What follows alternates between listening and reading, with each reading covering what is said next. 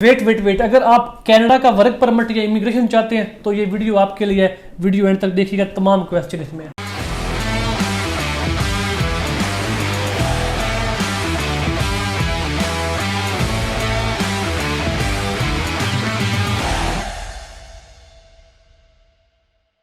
अस्सलाम वालेकुम सर। वालेकुम सलाम। जी सर, कैसे हैं आप? अल्हम्दुलिल्लाह, आप कैसी हैं जी? अल्लाह का शुक्र। सर, जैसे आप काफ़ी टाइम से कनाडा की इमिग्रेशन को डील कर रहे हैं, एक आम जो परसेप्शन लिया जाता है कैनेडियन इमिग्रेशन के हवाले से वो ये होता है कि कनाडा की इमिग्रेशन बहुत डिफ़िकल्ट है, रिक्वायरमेंट्स बहुत ज़्यादा हैं, टाइम बहुत ज़्यादा लग जाता है, लोग 2-2 3-3 साल वेट करते रहते हैं, कोई इनको रिस्पॉन्स नहीं आता। इस हवाले से आप इस परसेप्शन के हवाले से क्या कहेंगे? जैसे आपके तो लातादाद अप्रूवल्स आते हैं, वो कैसे आते हैं, क्या प्रोफाइल्स होती हैं? आज इसको ज़रा तो जनरली बताइएगा।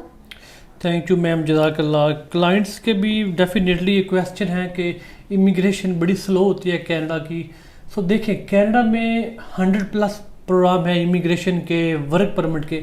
अब हर प्रोग्राम डिपेंड करता है आपकी प्रोफाइल पे, और हर प्रोग्राम आप ले भी नहीं सकते। ये चीज़ें होती हैं। साथ साथ अगर आपकी मिनिमम क्वालिफिकेशन बैचलर है, मास्टर है, इंटरमीडिएट है, MS है, आपके पास वर्क एक्सपीरियंस है, आपके पास आइट स्कोर है और आपकी एज 45 से कम है, तो डेफिनेटली आप ये सारे प्लान अचीव कर सकते हैं। सर, आपने अभी क्वालिफिकेशन की बात की है, ठीक है, इन चीज़ों के बारे में बात की है। अच्छा, वो हमारे पास आपको पता है कि शायद आपके पास भी लातादाद ऐसे क्लाइंट्स आते होंगे जो जिनकी क्वालिफिकेशन कम होती है, ठीक है, लेकिन उनका ये होता है कि उनकी एक्सपीरियंस ज़्यादा होता है, उनका बिजनेस सेक्टर से ताल्लुक़ होता है। उनके लिए आप क्या सजेशन देंगे? Thank you ma'am. अच्छा जी, वो क्लाइंट्स जिनका जनाब पाकिस्तान में बिज़नेस है या आउट ऑफ पाकिस्तान बिज़नेस है या उनका आउट ऑफ कनाडा कहीं पे भी बिज़नेस है और वो अपने बिज़नेस की एक ब्रांच कनाडा मूव करना चाहते हैं, UK मूव करना चाहते हैं, USA मूव करना चाहते हैं, तो हम उनकी कनाडा में, UK, USA में उस बिज़नेस की ब्रांच भी बना के देंगे। ब्रांच के बेस पे एक तो हम आपका वर्क परमिट भी उस पर करेंगे, जिस पे आप अपनी फैमिली भी ट्रांसफ़र कर सकते हैं, वहाँ पे मूव कर सकते हैं परमानेंट, और आप भी हो सकते हैं।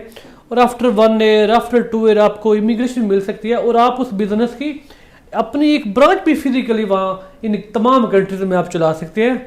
बिजनेसमैन बंदे के लिए प्रोफाइल है, अगर वो अपना बिजनेस ट्रांसफ़र करना चाहता है तो। जी ठीक हो गया सर। तो इसके अलावा जो बिज़नेस की आप जो बता रहे हैं कि वो बिज़नेस ट्रांसफ़र कर सकते हैं, तो इसकी कोई रिक्वायरमेंट आप बताना चाहें? क्या इसमें एजुकेशन का कोई कंसर्न है? क्या आइल्स करना पड़ता है कि नहीं करता? डेफिनेटली जी, आप एक इंग्लिश कंट्री में अप्लाई करते हैं तो कनाडा में 2 लैंग्वेज जो है ना वो आपको ज़रूरी है, आपके पास होनी चाहिए। उनमें से एक तो लाजमी इंग्लिश और फ्रेंच। पाकिस्तान या मिडल ईस्ट में जो लोग हैं, ये फ्रेंच कम भी इनको आती है, इंग्लिश आइट्स लाजमी होता है। लेकिन इस इंट्रा कंपनी ट्रांसफ़र या इंटरनेशनल मोबिलिटी प्लान में आपको आइट्स की ज़रूरत नहीं होती, आपका वर्क परमिट हो जाता है आपके बिजनेस की बेस पे। बट जब आपने इमिग्रेशन लेनी है आफ्टर 1 ईयर या आफ्टर 2 ईयर, उस टाइम आपको PR के टाइम पे आपको आइट्स लाजमी करना पड़ता है। आइट्स की कोई माफ़ी नहीं है, बिल्कुल 110% आपको आइट्स करना पड़ेगा, चाहे पाकिस्तान में रह के करें सिर्फ ICT इंटरनेशनल मोबिलिटी प्लान में, या आप आफ्टर 1 ईयर 2 ईयर कनाडा में जा करें जब आपके स्कोर पूरे होंगे या आप PR के लिए एलिजिबल होंगे। आइट्स की तो कोई माफ़ी है ही नहीं जी। Okay, thank you. अच्छा सर, इसके अलावा मुझे बताइएगा, इन्वेस्टमेंट प्लान्स की तरफ जो लोग जाना चाह रहे होते हैं, ठीक है, उनके पास इन्वेस्टमेंट होती है, वो कहते हैं कि हम एक पर्टिकुलर अमाउंट है, उतनी हम इन्वेस्ट करके कोई इमिग्रेशन लेना चाहते हैं, तो इन्वेस्टमेंट बेस्ड प्लान में से बेस्ट प्लान आप किसको कौन सा सजेस्ट करेंगे? यस मैम, आपने सारे प्लान ही मिक्स कर दिए हैं। तो डेफिनेटली ये जनाब C11 प्लान है। इसमें आप कनाडा में कोई भी रनिंग बिजनेस बना सकते हैं, कोई रनिंग कंपनी बना सकते हैं, कोई रनिंग बिजनेस बाय कर सकते हैं। जितने भी कनाडा में बिजनेस इस वक्त हैं, आप तमाम के तमाम बिजनेस बाय कर सकते हैं। जो भी आपके बजट के मुताबिक बिजनेस हो या आपको सूटेबल हो बिजनेस, वो तमाम बिजनेस आप बाय कर सकते हैं। मिनिमम 50% शेयर लें, 51% शेयर लें, और एक तो वो आपकी इन्वेस्टमेंट भी सेव होती है। बाकी जितने प्लान हैं डेफिनेटली आप उनमें इन्वेस्टमेंट करते हैं, तो इन्वेस्टमेंट तो आपको उसमें कोई चीज़ नहीं मिलती, लेकिन आपको इमिग्रेशन मिल जाती है। C11 प्लान ये वो प्लान होता है जिसमें आप जो बिजनेस में इन्वेस्टमेंट करते हैं वो तमाम इन्वेस्टमेंट आपकी सिक्योर भी है, सेफ भी है, और आपको वर्क परमिट भी मिलेगा आफ्टर 1 ईयर या 2 ईयर। जब आप एलिजिबल होंगे PR के लिए तो आपको PR भी मिलेगी।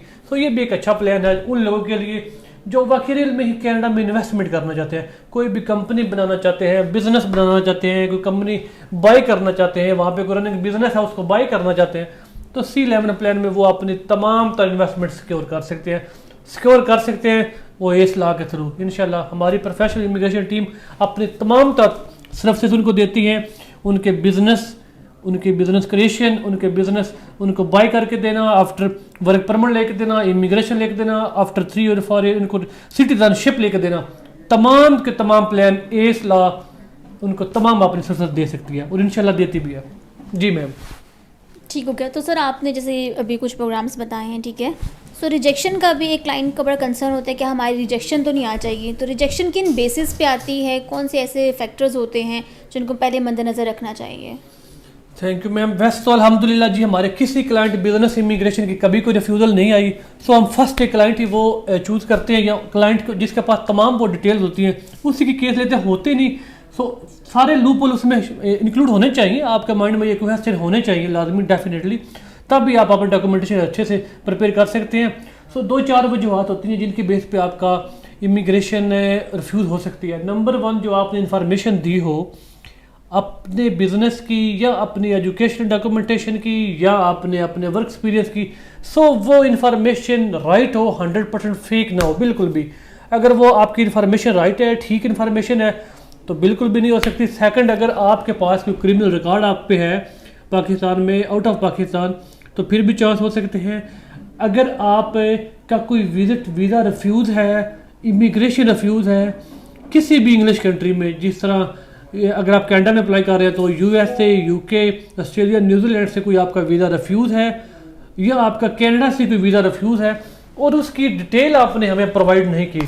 सो पहले भी मैं बताता हूँ ना, एक लॉयर भी होते हैं और एक डॉक्टर भी, सो डेफिनेटली तमाम चीज़ें इनको अपना बताएंगे तो ही वो अच्छे तरीके से आपका केस लेके चल सकते हैं। अगर आपके पेट में दर्द है, आप कहें मुझे दर्द नहीं है, सो वो डॉक्टर आपको कोई मेडिसिन और दे देगा, उसे तो नहीं पता आपके पेट में दर्द है। एक तो आप टेस्ट भी ना करवाएं, सो कह दे मुझे यहाँ पे है, सो डेफिनेटली वो काम नहीं चलेगा। सो इसी तरह आप भी जब भी हमसे अप्लाई करवाएं या किसी भी इमिग्रेशन लॉयर से या रजिस्टर्ड कंसल्टेंट से आप करवाएं, सो उसको तमाम तरह अपना रिकॉर्ड बताया करें, ज़्यादा क्लेवर ना बना करें कि नहीं हमने तो बड़ा तीर मारा है, हम नहीं बताएंगे, हमारा होएगा, कभी भी नहीं होएगा जब तक आप तमाम डिटेल बताएंगे नहीं। अगर हमारे पास वो रिकॉर्ड नहीं होएगा, हम इमिग्रेशन वालों को नहीं बताएंगे, तो डेफिनेटली फिर भी आपके चांस हो सकते हैं कि आपका वीज़ा रिफ्यूज़ हो सके। सो थर्ड में जनाब आगे, अगर आप के एजुकेशनल डॉक्यूमेंटेशन या वर्क एक्सपीरियंस जो आपने प्रोवाइड किया है उनमें से कुछ डॉक्यूमेंटेशन फेक हुए, आपका एक्सपीरियंस मैनेज ना हो, ठीक है, एक्सपीरियंस आप बनवा के दे देते हैं, वो ऐसे मैनेज नहीं होते एक्सपीरियंस। बाकायदा आपके अकाउंट में रेगुलर सैलरी आती हो मंथली, आप वहाँ से NOC हो, आपकी सारी चीज़ें उससे हो, फिर ही होता है। और फोर्थ पे आपका प्रूफ ऑफ फंड, जो आप फंडिंग शो करते हैं अपने अकाउंट में, डेफिनेटली जब PR सबमिट होते हैं तो प्रूफ ऑफ फंड चाहिए होता है। अगर प्रूफ ऑफ फंड आप प्रोवाइड नहीं कर सकते तो फिर भी चांस होते हैं। लेकिन ये सारे लूप होल में पहले हम बताते हैं क्लाइंट्स को, अगर वो इन सारी चीज़ों को क्लियर कर सकता है तो ही हम उसका केस आगे पुट करते हैं, अदरवाइज हम उस क्लाइंट का कभी भी केस नहीं लेते। जी मैम। जी sir, thank you so much, आपने काफ़ी डिटेल में जो है वो सारे फैक्टर्स को एक्सप्लेन किया है। तो सर इसके अलावा बताइएगा कि हमारे पास जैसे फैमिलीज़ भी आती हैं इमिग्रेशन के हवाले से, ठीक है? जी जी बिल्कुल। तो कभी आपको पता है मोस्टली जो होता है कि वो या तो वाइफ एजुकेटेड होती हैं या हस्बैंड होते हैं, ठीक है, कभी वाइफ नहीं होती हैं। सो इस दौरान में जो डिपेंडेंट होते हैं, क्या उनकी भी डिटेल्स, उनके लिए भी तालीम ज़रूरी है, उनके लिए भी आइल्स ज़रूरी है, या उनके लिए डिपेंडेंट के लिए चीज़ें मैटर नहीं करती? यस जी, डेफिनेटली। अगर आप कनाडा, UK, USA के लिए अप्लाई कर रहे हैं, आप हस्बैंड है यहाँ के, आप वाइफ हैं और आप की एजुकेशन इंटरमीडिएट है, या सारी चीज़ें आप एलिजिबल हैं वर्क परमिट के लिए, इमिग्रेशन के लिए, सो आपके सेकंड जो पार्टनर होते हैं उनकी कोई ज़रूरत नहीं होती, ना एजुकेशन की, ना उनकी आइट स्कोर की, ना जॉब एक्सपीरियंस की, किसी चीज़ की भी, क्योंकि मेन एप्लीकेंट आप होते हैं। सारे डॉक्यूमेंटेशन, सारी चीज़ें मेन एप्लीकेंट लगती हैं, सेकंड की कोई ज़रूरत नहीं होती। सो अगर उसके पास एजुकेशन हो, आइट्स कर सके, वर्क एक्सपीरियंस हो, तो डेफिनेटली थोड़ा सा एज होता है, उनके स्कोर ज़्यादा हो जाते हैं। लेकिन ऐसा कोई ऐसा बेनिफिट नहीं होता सेकंड का कि उसकी भी एजुकेशन चाहिए, सारी चीज़ें। मेन एप्लीकेंट तो ज़रूरी है, उसके पास आइट्स भी हो, एजुकेशन भी हो, वर्क एक्सपीरियंस भी हो, एज भी 45 से कम हो, सारी चीज़ें मेन एप्लीकेंट होने में जी, सेकंड का कोई इशू नहीं है जी। अच्छा सर, हमने यहाँ पे बिजनेस इमिग्रेशन की बात कर रहे हैं, सो हमारे पास काफ़ी क्लाइंट्स इस हवाले से भी आते हैं जो कहते हैं कि हाँ हम प्रोसीजर तो अपना करवाएंगे, लेकिन उनको स्टे के हवाले से कंसर्न होता है कि हमारा पाकिस्तान में भी ऑफकोर्स बिजनेस है, हम इतना टाइम जो है वो कनाडा में, यूके में, यूएसए में नहीं रह सकते, हम बस अपना प्रोसेस करवाएंगे, हमें पीआर या सिटीजनशिप की तरफ जाना है, लेकिन हमें वापस आना, हम रह नहीं सकते। सो क्या इसकी कोई लिमिटेशन है कि इतने टाइम रहना लाजमी है, चाहे वो पीआर हो या सिटीजनशिप लेने के लिए हो, उसमें क्या कहेंगे आप? फिर क्या वापस आ सकते हैं या नहीं आ सकते, रहना लाजमी है? जी जी बिल्कुल। अच्छा, कुछ बिजनेसमैन लोग ऐसे होते हैं जो बिल्कुल भी इमिग्रेशन वो लेना तो चाह रहे होते हैं, लेकिन उनके बिजनेस की वजह से या उनकी कोई जॉब ऐसी है कि वो आउट ऑफ कंट्री ज़्यादा स्टे नहीं कर सकते। सो उनके लिए है कि उनको अगर वो सिटीजनशिप चाहते हैं इन कनाडा, तो उनको 5 ईयर के सर्कल में मिनिमम 3 ईयर कनाडा में तो स्पेंड करने पड़ेंगे, तब वो उनकी एक्सटेंड होएगी या उनको सिटीजनशिप के एलिजिबल होंगे। बट अगर वो कम टाइम कनाडा में रहते हैं तो पीआर तो उनकी रीन्यू हो जाएगी, लेकिन उनको सिटीजनशिप तब मिलेगी जब उनके 3 साल के डेज पूरे होंगे। तो मेरा ख्याल है तमाम ऑल वर्ल्ड जितने भी कंट्री सबसे फ्रेंडली इमिग्रेशन कनाडा की है, तो टाइम भी इनका देता है, इशू नहीं है। आप अगर 3-5 साल के अंदर 3 साल स्टे नहीं करते तो आपका टाइम ड्यूरेशन ज़्यादा हो जाता है, फिर नेक्स्ट 5 ईयर में आपने 3 साल वहाँ पे स्पेंड करने हैं, तो ही आपको सिटीजनशिप मिलेगी कनाडा की जी। ओके चलें सर, आज आपने काफ़ी चीज़ें जो हैं उन पे हमें आगाह किया रिगार्डिंग कैनेडियन इमिग्रेशन।